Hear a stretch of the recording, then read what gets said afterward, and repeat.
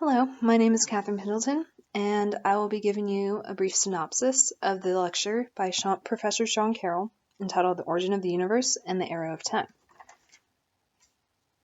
Now, I found this lecture extremely interesting even before going into it because I've always found the idea of the universe and how it was created extremely fascinating. And there's so many unanswered questions about how the universe came to be and what it's even expanding into that I had very, very high interest in this before even going in. Now, I learned a lot in this lecture, and in the next few slides, I'll be summarizing what I learned. So he started out the lecture talking about what is time, and he essentially said that time is a way to find ourselves in the universe, but with direction.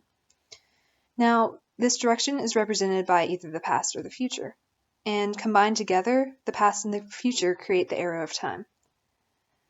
So, the arrow of time is kind of a figurative concept, and it's only really represented in the macroscopic world, because the arrow is simply an arrangement of matter in the universe.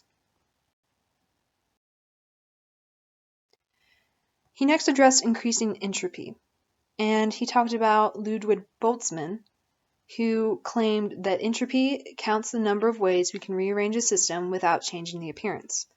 Now, before the discovery of atoms, this is kind of hard to prove, but the discovery of atoms really drove home the fact that entropy is a thing that occurs, and that is not an independent law of nature. Now, this is really represented by the cream model. Now, you can see in the picture that the cream and the coffee start out completely separate in the first glass, but as time increases, they mix together, and as you can see in the last cup, they end up being a homogeneous mixture. Now, this shows that the atoms in the cream and the coffee wanted to mix together, and statistically, the last image of the last cup is as a result of increasing entropy. Now, this can also be represented in a much larger scale with the Big Bang. The Big Bang started out with extremely small entropy, and as a result, it created an explosion that is a byproduct of increasing entropy. Now, the Big Bang, the very beginning of it, can be represented by the first cup of cream and coffee, completely separate, low entropy, low complexity. Now, we're essentially represented as the middle cup of cream and coffee. We're in a time right now in our universe with extremely high complexity. We have universes, we have galaxies, we have black holes, we have so many fascinating things.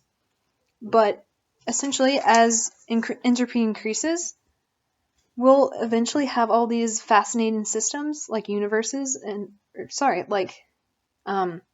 planets and galaxies. They'll eventually disappear, and we'll be left with nothing but emptiness and dark energy. And this can be represented by the coffee on the very right. So then he talked about entropy versus complexity.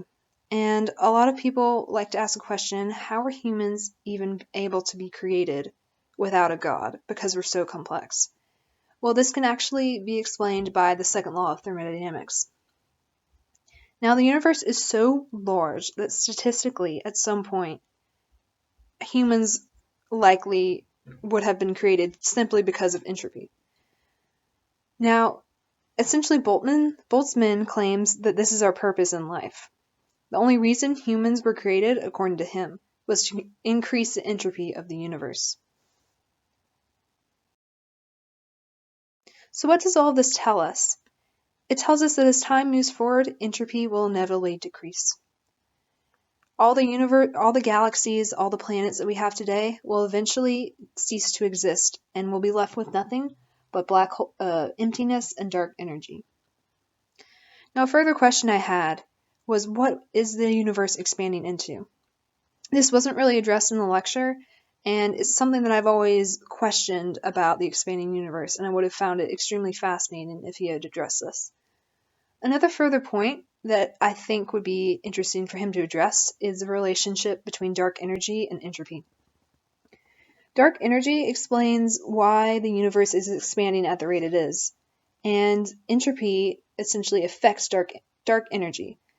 As the universe increases in entropy, it puts pressure on the dark energy, which causes the acceleration of the universe in its expansion.